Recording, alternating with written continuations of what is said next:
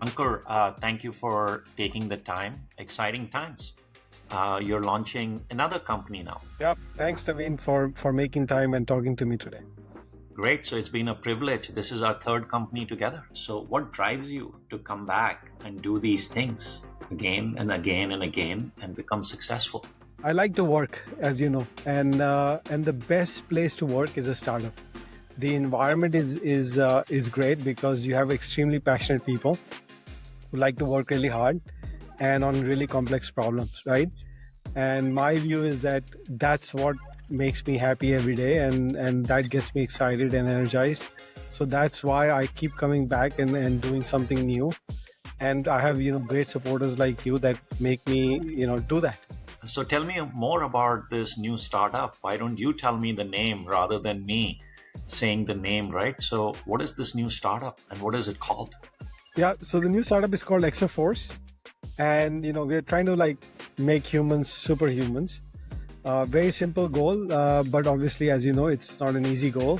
What we truly do is build task-specific software robots, tasks that are really complex to perform. So we picked cloud security and operations as the first target of training the bots and making sure they're really good at that. This is more cloud security ops, right? Where you come in and not only help the analysts, but also the detection engineers and also the hunters, right? So it's a platform which is elevating humans to do better things than just doing menial tasks. We actually solve true problems of analyzing an alert that is very complex. Things like data exfiltration, things like malware, all of those alerts are pretty hard to debug and diagnose. That's what we do. So to do this, right, requires a multitude of skills. Tell me more about the team and the co-founders, right, like you have assembled. So it kind of started with my previous company when it was acquired by F5. They consolidated all the Shape security, and every time we'll sign up a new enterprise customer, our managed security team, the SOC team, will basically ask for more resources, and that managed services team was always strapped for resources, had a lot of churn, and skills was always an issue. So when I was kind of thinking deeply about how do we really solve this problem, I got together with Pedro, who was at Google, and he's been at Google for like multiple times now. And he was a co-founder with me 2 startups back. He and I were brainstorming about this problem, and he said, we are reaching at a point where the AI is going to be ready in maybe 2 years, maybe 3 years. That's what we were brainstorming a couple of years back, to be able to give fairly good results in solving the problem of skills and productivity of these analysts or these detection engineers in the SOC. So we got together, we started building a prototype, and then we basically got Arif from Palo Alto Networks. He was basically working on cloud security at Palo. So we all got together and we basically said this is a big problem to solve, and eventually we'll do more, but let's start with security operations. Talk about technology, right? Like you guys have like security domain expertise, networking domain expertise, and you mentioned AI. So with all the work that has happened on LLMs, did it just work for you, or you had to do something unique for the security ops domain? One of the big problems we see in AI is the quality of data is extremely important, right? And the more data that you feed to an LLM to basically make a decision, it causes problems, right? Context windows are an issue. Long short-term memory is another issue. From day one, we basically set out to build what we call a multi-model AI engine. So it's not multimodal, but multi-model, right? Yeah. So first time I'm hearing this, another term. That's Correct. good. What does it mean? So what multi-model AI basically means is we have a semantic data layer in the front, right? So that's the first model that the data goes into. And this data is not just log data, right? Then after that is what we call a behavioral model. The behavioral model is basically building on thousands of parameters an understanding of what that semantic means. So for example, like if you're looking at a human, what all roles has he assumed in a particular cloud environment? Then the last stage is the knowledge model.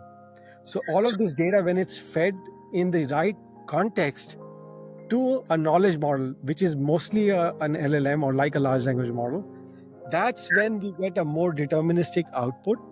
And now what has happened is, because of this reduction in data going to language model, we can reason on all the data. You have been a successful serial entrepreneur doing your fourth company.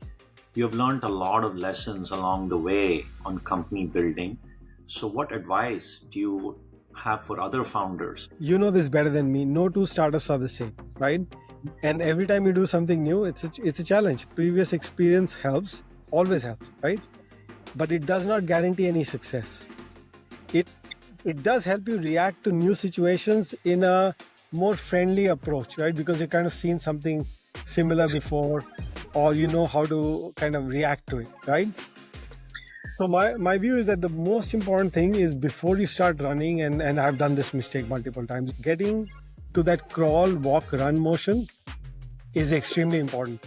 What is the big dream, the big aha, right? Like on why you're excited about this. So let's dream 7-10 years out. What happens? What did Exaforce become and what did it do for humanity? Ensure that every human in the security space, in the operations space, has a bot that is their teammate, right?